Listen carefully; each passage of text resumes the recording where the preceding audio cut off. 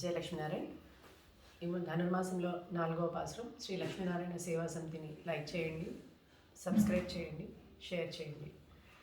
ఇవాళ రోజున 4వ పాసురంలో అమ్మవారు మేఘాలని వర్షించమని కోరుకుంటుంది.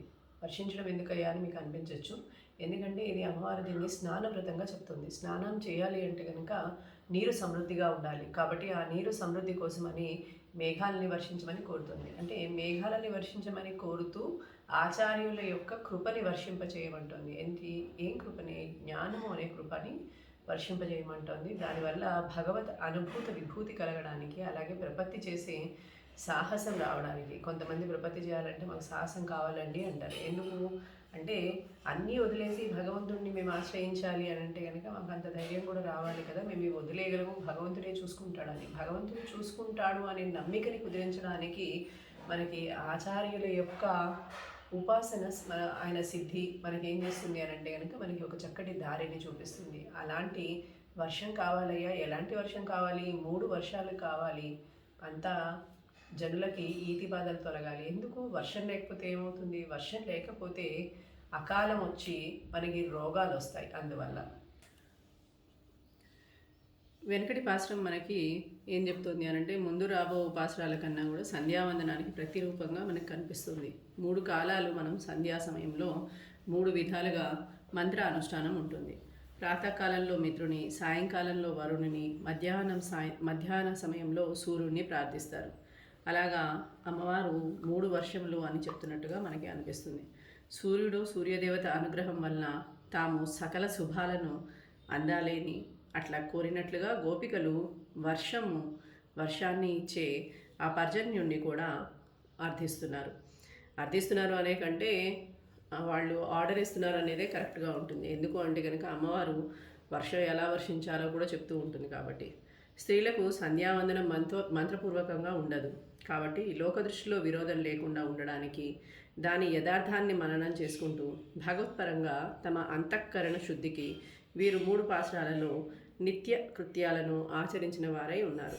కాబట్టి వెనకటి పాసురంలో భగవత్ సమృద్ధి, భాగవత సమృద్ధి ఉండాలని అర్థించింది.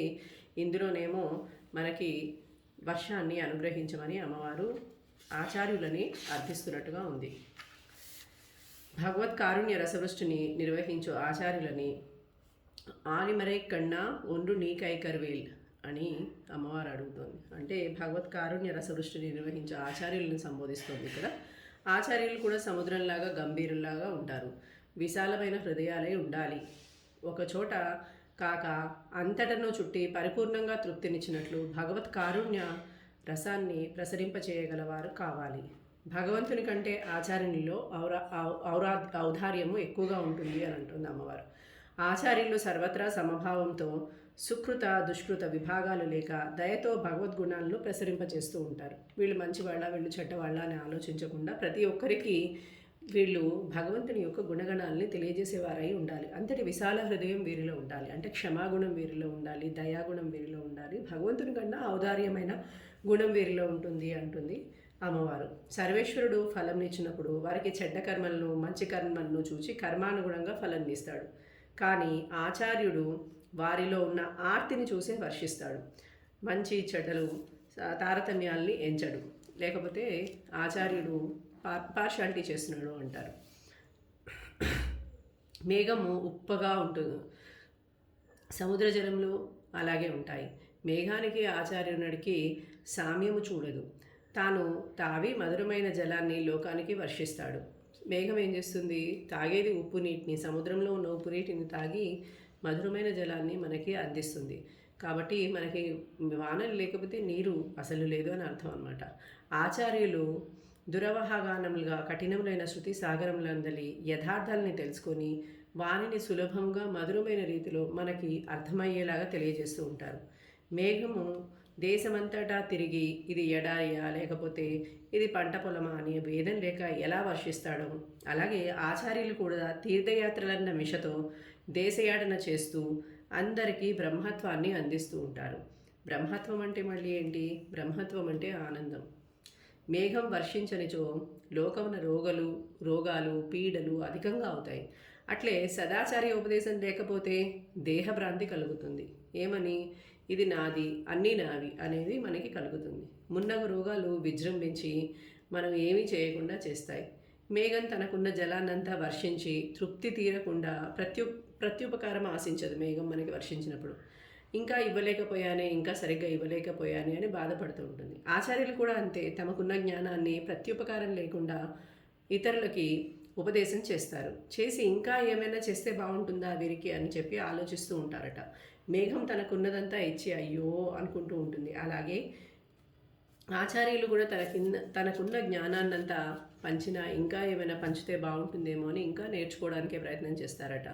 గోపికలు ఎదుట నిలిచిన పర్జన్యదేవుని పిలిచి ఇట్లు పలకగానే సరే అలాగే వర్షిస్తాను అని చెప్పాడట పర్జన్యదేవుడు. ఇక సెలవు అని బయలుదేరపోతుంటే ఆగు, అప్పుడే వెళ్ళిపోతావేంటి అని గోపికలన్నీ ఆపి ఆయనతోటి ఏం చెప్తున్నారు, నువ్వేదో వర్షిస్తా అంటే మాకు అలా సరిపోదు, ఎలా వర్షించాలో దానికి ఒక క్రమం కూడా ఉంది, దానిని పాటించి మాత్రమే నువ్వు వర్షించాలి అని ఆ క్రమాన్ని వివరిస్తాము విను అని చెప్తున్నాయి.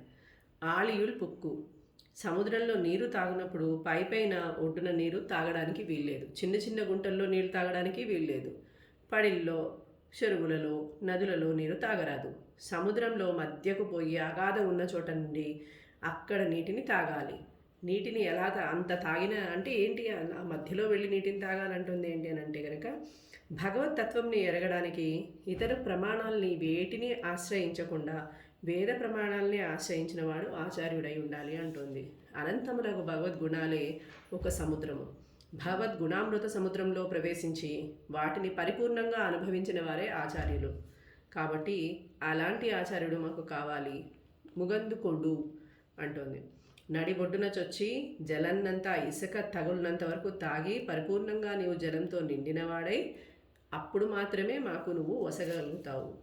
అంటే జ్ఞానము పూర్తిగా ఉంటేనే కానీ మనకి ఏ విధంగానూ అనుగ్రహించలేరు.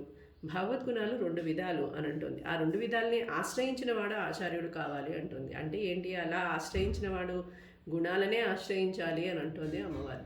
భగవంతుడు మనచే ఆశ్రయించబడుటకు సులభుడే, ఇది మొదటి గుణం.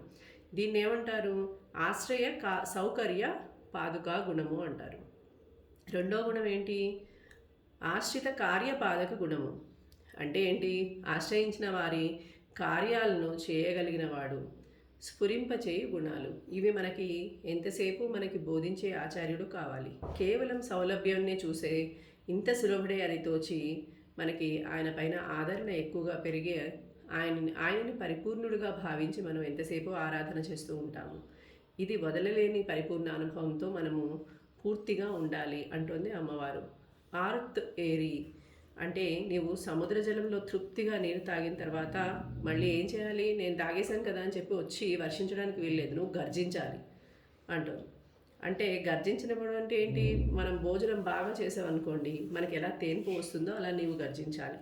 నీటితో నిండిన మేఘాల ఆకాశానికి ఎప్పుడప్పుడు పైకి వెళ్తున్నప్పుడు ఎలా ఎక్కుతాయి, గర్భిణీ స్త్రీ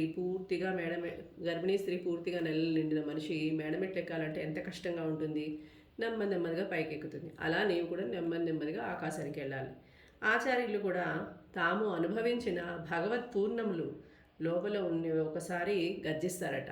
అలా కాకుండా వారికి భగవంతుని అనుభవించిన పిమ్మట కలిగిన తృప్తితో వారు ఒకవేళ కనుక వర్షిస్తే అనుభూతి విశేషంగా ఉంటుంది అంటోంది అమ్మవారు. ఊరి ముదల్వా నురువంబోల్ మేకరుత్తు అని అంటోంది. కాలానికి కారణమైన బ్రహ్మతత్వం యొక్క రూపం వలె నీ శరీరము నల్లగా చేయాలి. నల్లగా చేయాలని ఎందుకంటుంది, బ్రహ్మనెరిగిన వాడు బ్రహ్మస్వరూపమునే పొందును అని ఉపనిషత్తులు చెప్తున్నాయి. భగవత్స్వరూపమును ఎరిగిన భగవదనుభవనిష్ఠుడు ఆచార్యుడు భగవత్స్వరూపుడే అవుతాడు. కాబట్టి జలం నిండుగా తాగిన మేఘం నీలంగా ఉంటుంది. నీలంగా ఉండడం అంటే ఏంటి, చల్లదనం ఉంటుంది. చల్లదనం అంటే ఏంటి, భగవానుని కారుణ్య రసపూర్ణమగు వాత్సల్యంతో సమానము. చల్లదనమే నల్లదనము. కాబట్టి మనకి ఆకాశము నీలంగా కనిపిస్తూ ఉంటుంది.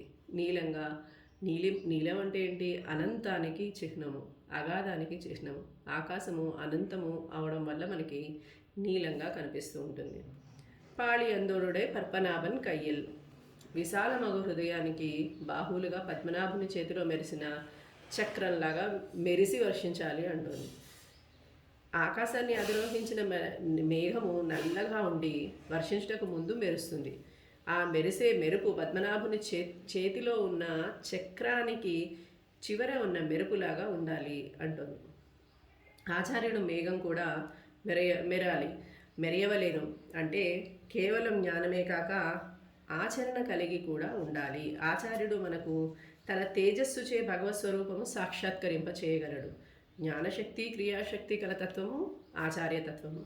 వలంబొరిపోల్ నిండదిరిందు మేఘము మెరియుట గర్జించుట సహజమే, కానీ గోపికలు శ్రీమన్నారాయణ చేతులలో ఉన్న చక్రం వలె మెరయాలని, శంఖం వలె గర్జింపాలని కోరుతున్నారు.